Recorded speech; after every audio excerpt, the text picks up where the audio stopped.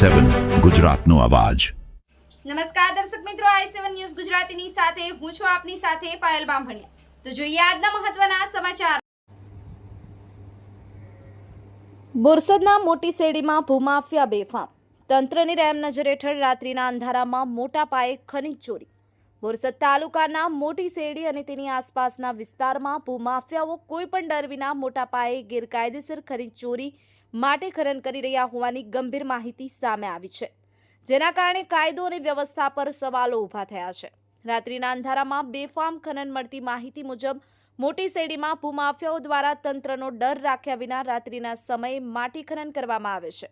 આ પ્રવૃત્તિમાં નંબર વગરના ડમ્ફરિયાઓ માટી ભરી અને ફૂલ સ્પીડમાં બોરસદ તરફ દોડતા હોય છે, જેના કારણે રાત્રિના સમયે અકસ્માતનો ભય પણ સર્જાયો છે। સ્થાનિક જાગૃત નાગરિકો સવાલ ઉઠાવી રહ્યા છે કે આ ભૂમાફિયાઓની રાત્રિના સમયમાં માટી ખનન માટે કોણે પરમિશન આપી? આ પણ એક તપાસનો વિષય છે। તંત્ર નિંદ્રામાં છે કે પછી ચારાત? આટલા મોટા મશીનો અને ડમ્પરિયાઓનો ઉપયોગ કરી અને ખુલ્લેઆમ ખનીજનું ખોદાણ થતું હોવા છતાં સ્થાનિક ખાણ ખનીજ વિભાગ કે વહીવટી તંત્રની નજરમાં કેમ નથી આવતું?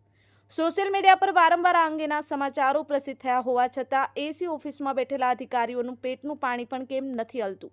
તેવા સીધા આક્ષેપો થઈ રહ્યા છે।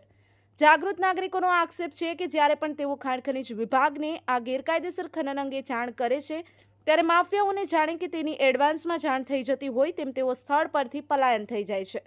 આ ઘટના અધિકારીઓ અને ભૂમાફિયાઓ વચ્ચેની સાંઠગાંઠ તરફ ઇશારો કરે છે। પત્રકારોને પણ ધાક ધમકી। આ માથાભારે ભૂમાફિયાઓ એટલા બેફામ બન્યા છે કે જ્યારે કોઈ રિપોર્ટર આ અંગેનું કવરેજ કરવા જાય છે ત્યારે તેમને પણ ધમકીઓ આપી અને અટકાવવામાં આવે છે। ખુલ્લેઆમ ચાલતી આ ખનીજ ચોરી તંત્રની રહેમ નજર હેઠળ ચાલી રહી છે કે શું, તે બાબતે હાલમાં તપાસનો વિષય બની છે। તપાસની માંગણી કે ગેરકાયદેસર માટી ખનન માટે રાત્રે કોણે પરવાનગી આપી? તપાસની જાણ માફિયાઓને અગાઉથી કઈ રીતે થાય છે?